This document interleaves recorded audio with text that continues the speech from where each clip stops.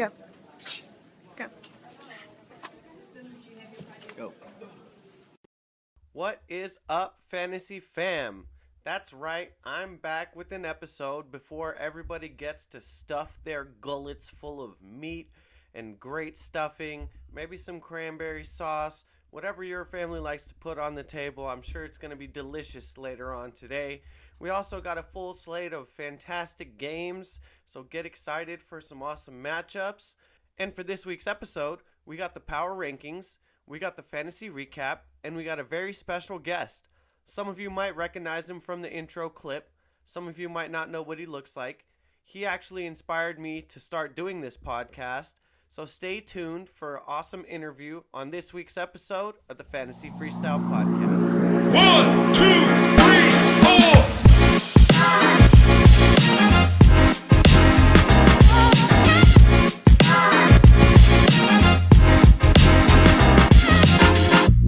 Alright, so what better day could we have for football than, of course, Thanksgiving?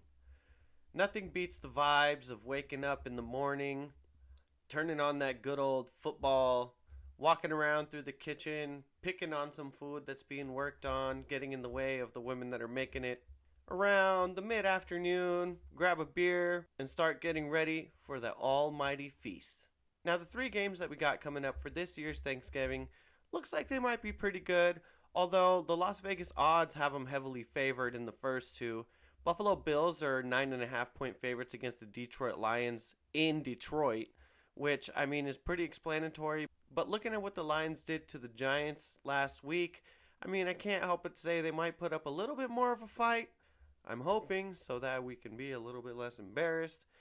Then for the mid-afternoon matchup, we're going to have the New York Giants playing against the Dallas Cowboys. I can only stay hopeful because normally every season we go 1-1, and they already beat us early on. But once again, after I just saw what the Cowboys did to the Vikings last week, I don't have very many high hope, and I know that I'm probably going to start drinking a beer right around the middle of that game. And the last game of the night, the New England Patriots are playing against the Minnesota Vikings. This one actually might be pretty close, although it's supposed to be a slugfest with the over-under only at 43. We'll see if Kirk Cousins can actually pull off a victory against this really stout defense. Now, in our fantasy league this week, let me start off by giving a shout out to the Dub Club. Greg, Christo, Chef, Eric, and Vaughn. Greg beat me in a nail-biter of a game. It all came down to the Monday night matchup where he had 2 players and I had 1. Luckily, though, I wasn't leading going into that match, so I don't have the Tuesday blues. But it was a matchup where I was disappointed in Kirk Cousins' performance, and also the Giants' defense just got destroyed. Christo also defeated Donnie, though, on the other hand, with Donnie's team having terrible performance overall. 70 combined points between all of his starters. Saquon Barkley, 3.5 points. Dameon Pierce, 1.7.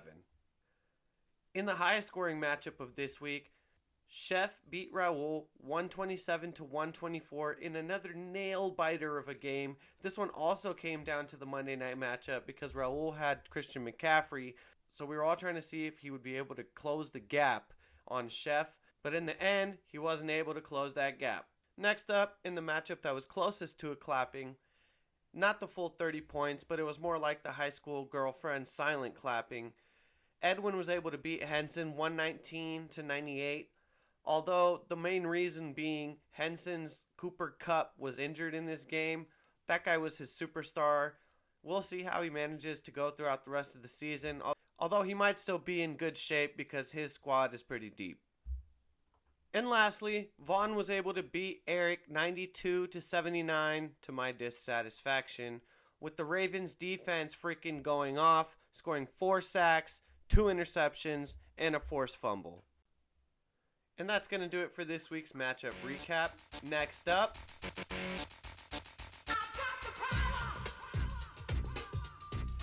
so although Raul lost, him and Chef crept up as a tandem in the first and second place because they played each other and they both had good records. Me and Donnie, on the other hand, both lost to players with losing records, so we dropped down to 4th and 5th. Next up, Vaughn was able to creep up 1 spot. while Hristo was able to move up as well with his victory over Donnie, putting Henson in 8th, Edwin in 9th, and Greg in 10th. And that's going to be it for the power rankings. Next up, joining me today, a very special guest, OG of the league, a more low-key player, coming off of serving me a big upset, Greg Rogers.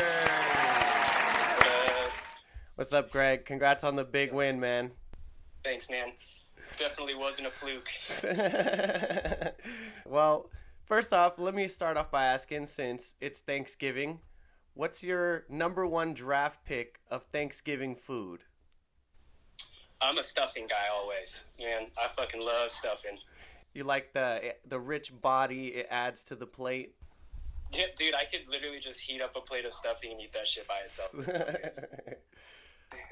I think I've always been more of like a ham guy. Are you like, do you go with the ham or the turkey? Depends how the turkey's cooked, right? Like if it's too dry, I'll sub in the ham. Yeah, no one likes a dry turkey. Top quality, I'm going turkey all day. How do you feel about the deep fried, the turkey? Oh, fuck yeah, dude. That sounds hella dang. All right. So you've been in the league since the very beginning. Your best year was in 2019. You finished 5th overall. And you held the season record for total points scored. What season of fantasy football has been your favorite throughout these years? Really, despite being at the bottom of the totem pole right now, I'd say this year. Just because, like, you got the podcast going. It's, like, a lot more camaraderie and shit. And, like, I think everyone's, like, a little bit more involved, throughout the season, right? Like, even though, like, there's always a chance, you know what I'm saying? That, like, yeah. If you're, like, in the bottom, like, you can still absolutely have a chance. And I think everyone, like, feels that vibe a little bit. For sure. Yeah, and the pack is very tight. You're very much still in play. What do you think needs to go right from here on out in order for you to make the playoffs? A lot of fumbling. I need Nick Chubb to somehow just become the second stringer and Kareem to come in clutch and be that first guy. Yep. And really just, like, more consistency from, like, Brandon Cooks and, like, those dudes. Yeah. Like, otherwise I'm just, like, watching the waivers and trying to see, like, who's going to be next up. Right? Yeah, trying to snipe the waivers. So you just kind of got to adapt as you go. Yeah, maybe some Josh Allen 50-point games wouldn't hurt. That'd be nice. Yeah. Toss some of those to Diggs. All right, well, next up, it's my favorite new segment. We're going to go over the games, and you're going to tell me whether you think someone's going to get clapped or if it's going to be close. All right. So first up, Henson versus Vaughn. Who do you think is going to win? I think that's going to be a super close one, and it depends because Henny has Cooper Kupp on IR. Yeah, and so it's like, loss. Is he going to start DK or is he going to start Julio Jones? Mm. I think if he starts DK, I think he takes the dub. Yeah, I probably would go with DK. Julio, then Vaughn might inch one over on him. Yeah, okay, so close one between Henson and Vaughn, leaning towards Henson's favor. I'm sure he'll start DK.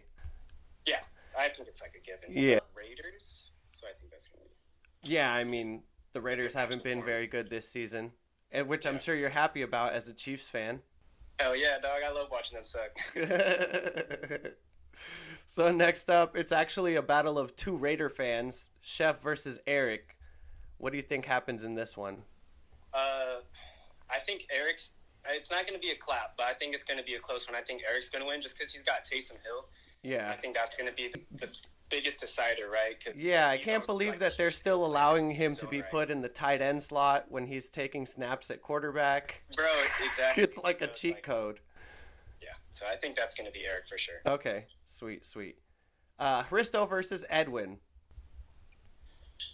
So that one I also think is going to be super close because, what is it? Mixon and Mostert are both questionable. Yeah. If Mostert's tandem, like with Jeff Wilson, yeah, I think then against Houston, yeah. So I think Christo's going to win if Mixon starts consistently, and I think if Mostert starts consistently, then I think Edwin might have a fucking chance. So okay, that one's like super. Like it really depends who's going to start and who's going to get the more consistent touches. Gonna wake up and check on the status of those games. Yeah, exactly. All right, next up, what about my matchup versus Donnie? Yeah, and that's going to be interesting because you have, I think that one's going to come down to your flexes because you have Lockett, Yep. and he's got, who the fuck does he have? I think Michael Carter for the Jets. Mm-hmm. So I think whoever does better in that matchup is going to take the dub. Okay. With that being said, I do think he has a slight edge over you, so I think it's going to be close and that he'll take the dub. Damn. Well, Yeah. hopefully you're wrong about that one. Next up, final matchup. What do you think is going to happen in your matchup against Raul? I hate to say it, but I think I'm getting clapped this week. This is going to be a rough one. Unless, like I said, unless Nick Chubb just starts dropping balls left and right and they fucking put Kareem in. Yeah, maybe, yeah. I think Maybe. But anything could happen, bro. Yeah. You never fucking know. So. Right. Plus, I'm rooting for you in this one. I need you to take down Raul. Me and Donnie are basically neck and neck, and then the winner of this matchup is going to move up for sure. So we'll see what happens towards the end of the season here. Man. Shit always goes crazy towards the last couple weeks with everybody shifting around positions. I hope you the best of luck so that those positions can shift around. You can squeeze your way into playoffs because once you get there, it's anybody's game. That part. Yeah. All right, man. Well, for sure. But thanks for joining me. And best of luck this week. Happy Thanksgiving to you and your fam. Fuck yeah, you too, man. Squad and everybody in the league, man. I appreciate everyone. Absolutely. Absolutely. All right, man. Have a good one. Cool. Deuces, homie. Late. All right, and that's going to do it for this week's episode of the Fantasy Freestyle Podcast. When it comes down to this part of the year, I really start to almost miss the fantasy season because I know that it's almost over. I'm bummed that the end is coming so quick. I mean, we really have become kind of like a little family. Henson is the cool one, Vaughn is the gym rat bro, Chef is the stoner one, Raul is the brother that no one ever hears from, Edwin and Eric are the twins. Donnie is that old creepy uncle. Christo is that foreign cousin that you get introduced to that's from another country. And Greg is our little brother that's on his way to do big things. So I really am thankful for all of you fuckers in this fantasy season that we've been having this year. I want to wish everyone blessings, good times, and good health while we enjoy the feast with our family tomorrow and enjoy the good football and enjoy the rest of the season that's to come. I'll catch you next week on the Fantasy Freestyle Podcast.